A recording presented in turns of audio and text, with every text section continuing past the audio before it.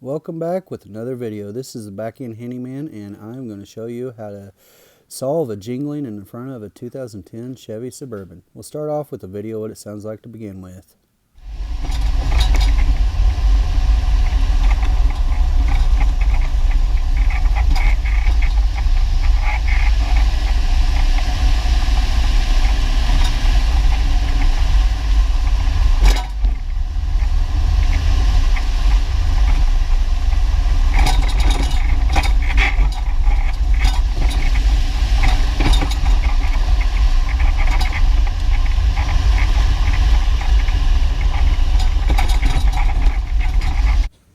Now to start off, I like to jack up both sides of the truck with the jacks, and make sure you use jack stands anytime you jack something up, because if that jack falls, that's your only safety.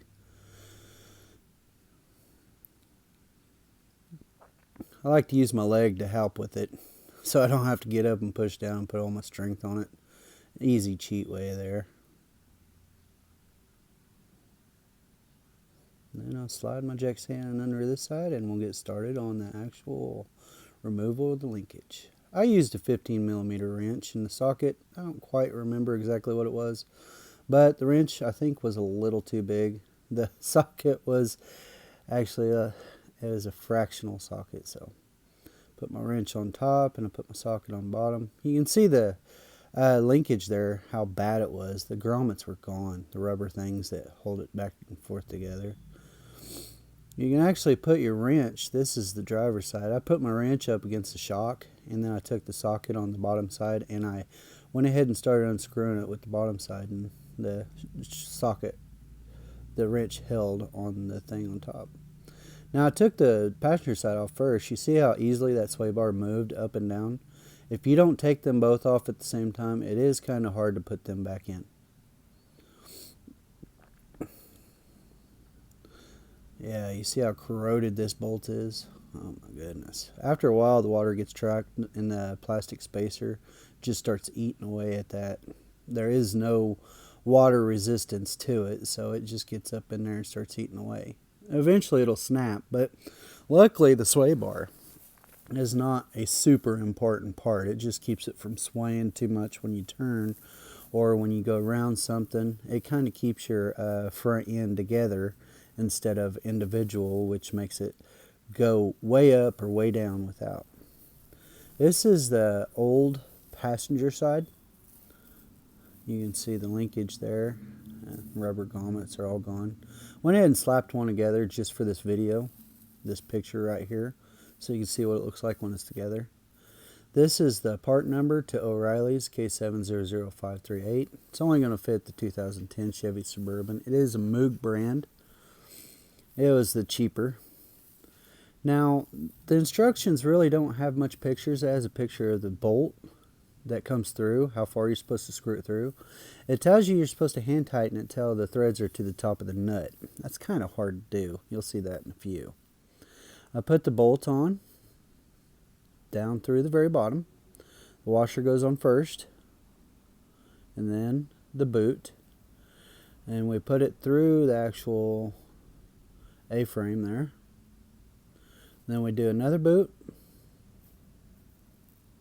another washer. Those washers clip into the bottom of them boots, by the way. Then we have our spacer. Nothing special, just a spacer. We have another washer. Don't forget the washer. There it is. Right on there. And then the boot clips up in there. And then you put it through the actual sway bar. Spit on it.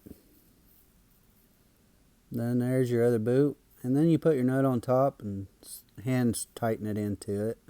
You don't want to tighten it too much, because the other side, when you go to put it on, if you tighten it too much, it's a lot harder to get those middle boots in there.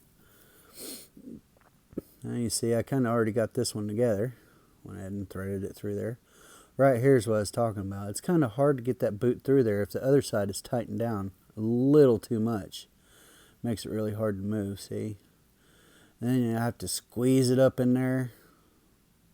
See, it's just kind of a pain in the butt, but it's alright. I was just too lazy to get over there and loosen it up a little bit, but I finally got it figured out there.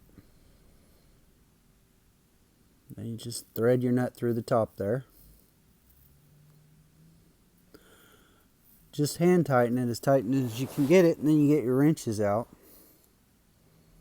And before you really start tightening it, make sure you go ahead and take it off the jacks, remove your jack stands, and get it at curb level, as I think that's what they're talking about when they say curb level. You set it on the ground and then you start tightening it up. That way it's sitting how it's going to be when you're driving. Now, I do like to point out that most of the way you can just take your socket wrench and tighten the bolt down, and the other end of the bolt is not going to be turning. So you can tighten it down until it starts to turn. And then when you get to the top of it, you look at the picture.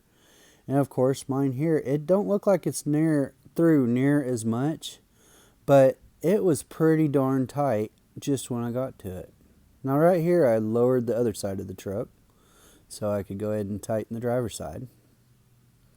And here's the driver's side here.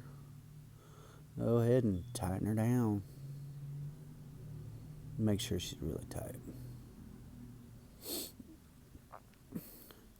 And of course, we like to have a few threads on top. I'll show you that here in just a minute. Now let's hear what it sounds like afterwards.